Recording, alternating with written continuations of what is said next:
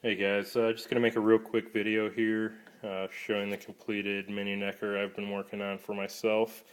As stated before, this will be everyday carry for me, just so I could test out the blade and the carry as well as that edge retention and usability. So definitely gonna put this through its paces here in the future, starting now.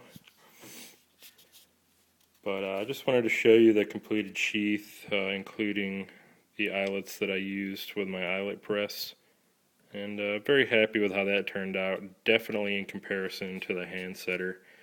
Much more consistent, much better overall product. It actually holds the Kydex together a lot better too. You can see a little bit of flattening around the front of the eyelets there. I think a lot of that probably has to do with the type of eyelets. These are really cheap. I think they're like $1.50 for 100 of them. So I'm definitely going to try some more premium eyelets in the future, see if there's any difference there. But for now, these will definitely get the job done, and they do look pretty good. I also tried something different with my sheath making process this time, although there was a little bit of a hiccup in my plan. So I can't really tell if it was effective or not, since I kind of negated that with my next step, but I'll talk about that now.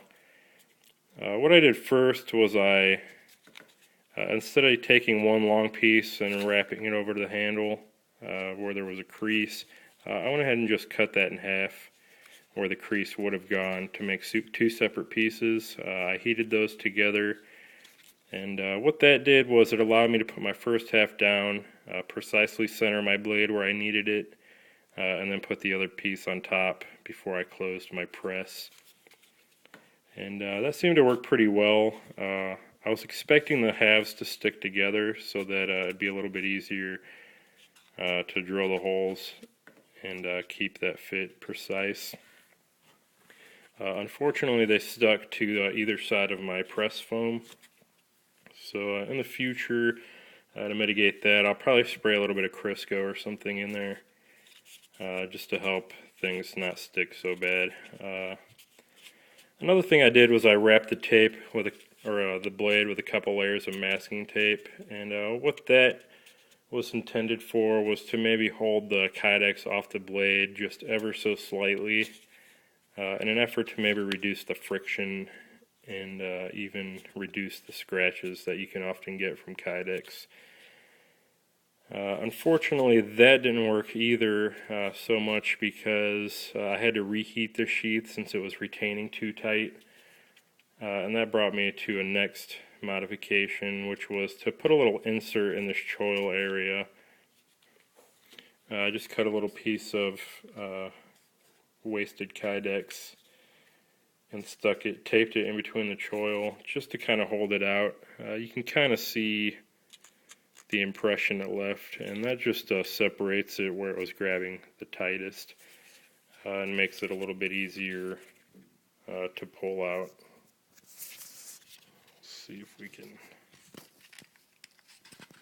Kind of hard to do one-handed here, but very happy with the retention as well as the ease of pulling it out.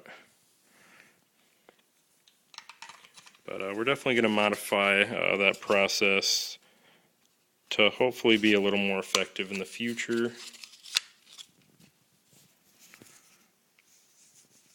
Actually, go ahead and put this on now. Comes out very easily. Hopefully this is in frame and goes in very easily. So that's that. Like I said, we're always trying new things, trying to improve our methods, and that's just another thing I'm working on, just making my Kydex sheaths better. But anyway, that's that. I'll definitely be making a video, hopefully in the near future, on some cut tests with this knife. I plan on probably just cutting up some cardboard, maybe some rope and some other things, and just testing the retention. And Still thinking about how I want to do that exactly, but definitely look for that in the near future, as I do want to test my heat treatment a little more thoroughly.